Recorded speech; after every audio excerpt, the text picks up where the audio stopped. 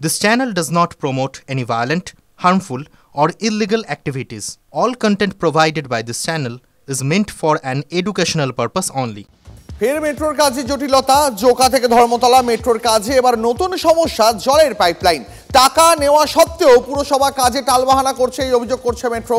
কবে কাজ শেষ হবে, কবে চালু হবে জোকা থেকে ধর্মতলা মেট্রো, সদুত্তর মেলেনি। হাওড়ার সঙ্গে জুড়েছে সেক্টর 5। নোয়াপাড়া থেকে এখন এক মেট্রোতেই পৌঁছানো যাচ্ছে বিমানবন্দর। কিন্তু জোকা থেকে ধর্মতলা রুটে 1.5 কিলোমিটার মেট্রো পথ কবে তৈরি হবে তার কোনো দিশা নেই। বরং উঠে আসছে একের পর এক জটিলতার কথা। কলকাতা পুরসভা সূত্রে খবর, ইতিমধ্যে জোকা এসপ্ল্যানেড প্রকল্প রূপায়ণকারী সংস্থা রেল বিকাশ নিগম লিমিটেডের তরফে কলকাতা পুরসভার কাছে প্রস্তাব গিয়েছে যে এই ডায়মন্ড হারবার রোডের উপরে এবং নিচে থাকা পাইপলাইন এবং জলের প্রজেক্টগুলোকে অন্যত্র সরিয়ে নেওয়ার জন্য, কারণ প্রকল্পের কাজে সেই পাইপলাইনগুলোতে ধাক্কা খেতে পারে।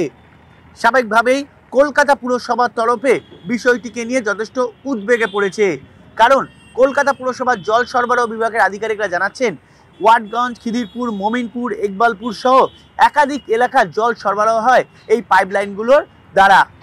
সেই জায়গায় নতুন করে পাইপলাইনগুলো স্থানান্তর করতে গেলে বা জল প্রকল্প এই কাজ করার জন্য কলকাতা পুরসভা সেই অর্থ পেয়েছে।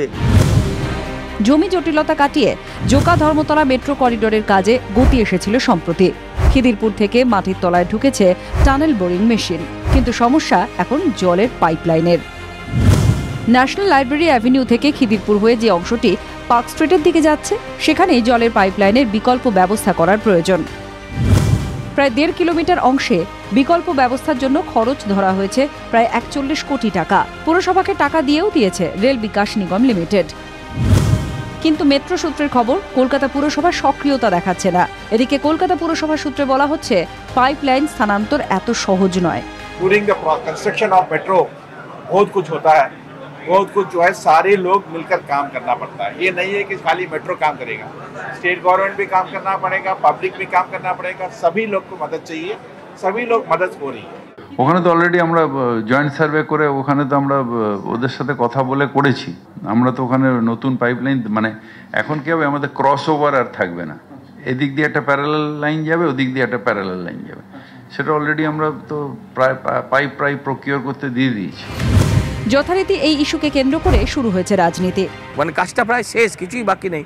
300 মিটার যারা কমপ্লিট করতে দিল না, তাদের তো কাজই এটা যে কোনো না কোনো বাহানায় টাকার দরকার আছে, নিজের ভাড়ে মা ভবানী টাকাটা খেয়ে নিল, কাজটা করলো না। কারণ ওই টাকাটা দিয়ে যে কাজটা করাতে হবে সেই টাকাটাও আর নেই, কারণ ওটা খেয়ে ফেলেছে। কলকাতা পুরসভা সূত্রের খবর, মোমিনপুর থেকে খিদিরপুর রুটে 33টি পৃথক পৃথক প্রকল্পের মাধ্যমে জলের পাইপলাইন সরানোর কাজ হবে। কিন্তু কাজ কবে হবে উত্তর নেই পুরসভার কাছে। ক্যামেরায় অমিত দাসের সঙ্গে সায়ন্ত ভট্টাচার্য, TV9 বাংলা।